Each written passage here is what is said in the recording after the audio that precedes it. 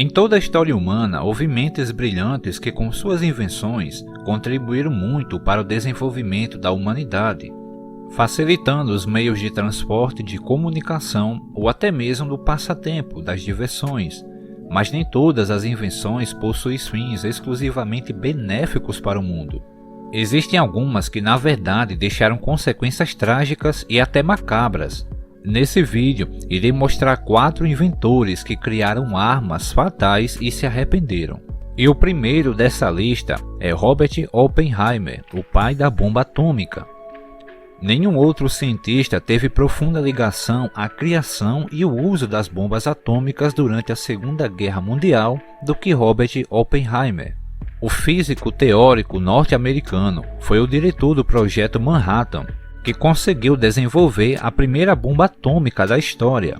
A bomba foi detonada no deserto do Novo México, nos Estados Unidos, em uma operação denominada Trinity, em 16 de julho de 1945, pouco tempo antes do lançamento das bombas sobre Hiroshima e Nagasaki no Japão, que acredita-se que tenha causado a morte de 150.000 a 250.000 pessoas. Oppenheimer, uma figura complexa e carismática, havia se dedicado a estudar os processos energéticos das partículas subatômicas, incluindo os elétrons, os pósitrons e os raios cósmicos.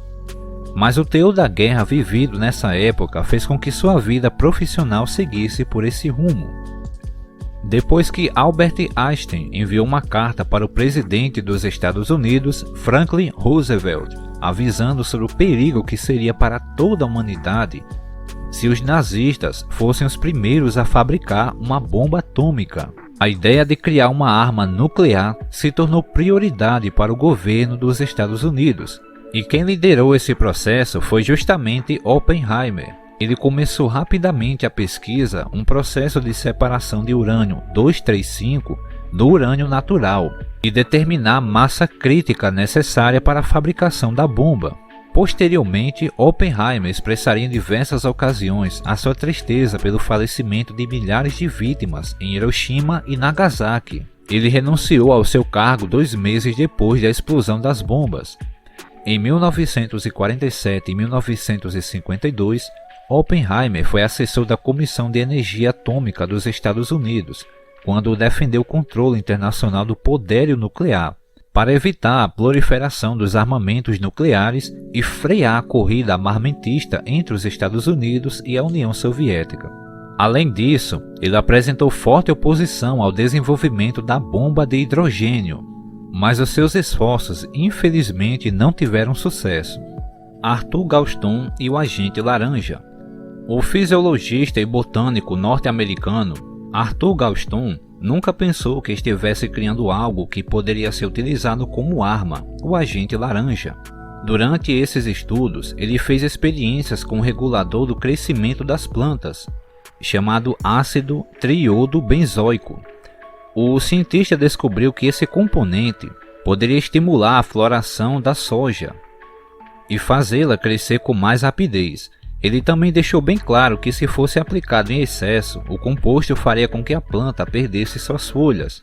Mas as descobertas de Galston eram boas demais para serem restritas apenas ao mundo vegetal. No contexto da Guerra do Vietnã, ocorrida entre os anos de 1955 e 1975, outros cientistas utilizaram suas descobertas para criar o agente laranja, um tipo de herbicida poderoso que tinha como objetivo eliminar florestas e colheitas e poderiam ser aproveitadas pela guerrilha do Vietcong, mas que afetou tanto os soldados vietnamitas quanto os civis. Em vista disso, Galston ficou profundamente abalado e alertou as autoridades e o mundo em diversas ocasiões sobre os enormes danos ambientais causados pelo agente laranja. Em seguida, ele afirmou que o herbicida também representava risco para os seres humanos. O componente mais perigoso do agente laranja é a dioxina, que pode permanecer no meio ambiente por décadas e, entre outras coisas, pode causar câncer, má formação fetal, problemas de infertilidade e atacar o sistema nervoso e imunológico. Galston também declarou que o agente laranja foi mau uso da ciência. A ciência se destina a melhorar o progresso da humanidade e não reduzi-lo. Seu uso como arma militar me pareceu desaconselhável, acrescentou Galston.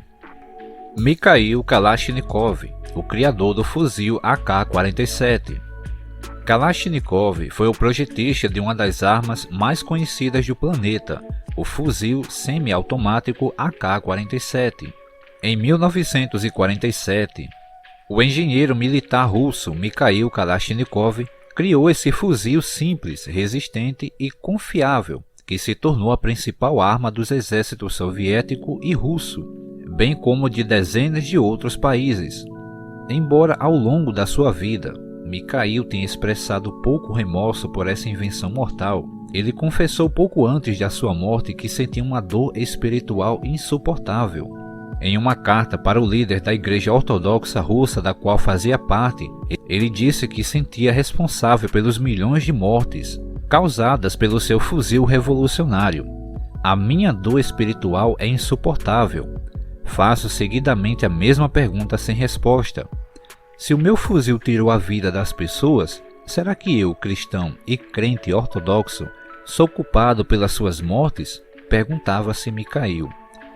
Ele ainda escreveu: quanto mais tempo vivo, mais essa pergunta não me sai da cabeça e mais me pergunto por que Deus permitiu que o homem tivesse os desejos diabólicos da inveja, da cobiça e da agressão.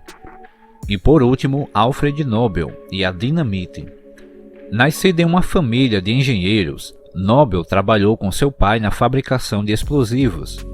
Mas, em 1864, ele viveu uma experiência trágica que marcou a sua vida, quando seu irmão menor e outras 4 pessoas morreram em uma explosão de nitroglicerina.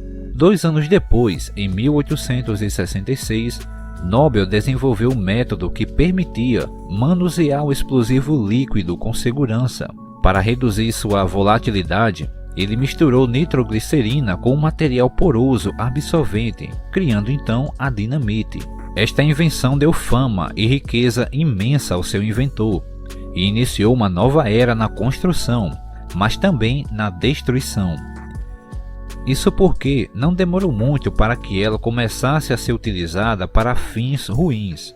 A dinamite foi empregada como conteúdo explosivo dos projéteis de artilharia e cargas de demolição militares, causando centenas de milhares de mortes. Nobel morreu em 10 de dezembro de 1896, na sua casa em San Remo, na Itália. Depois de assinar seu testamento que definiu as bases para o que se tornaria o prêmio internacional de maior prestígio em prol do progresso humano.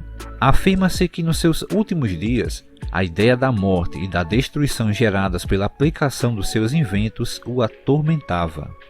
E este foi mais um vídeo com o tema 4 inventores que criaram armas fatais e se arrependeram. Se vocês gostaram desse conteúdo, peço a vocês por favor o seu humilde like, também que compartilhe esse vídeo com seus amigos, familiares e não se esqueçam de se inscrever no canal caso não sejam inscritos.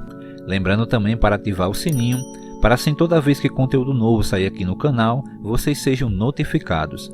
Um forte abraço a todos, muito obrigado e até o próximo vídeo.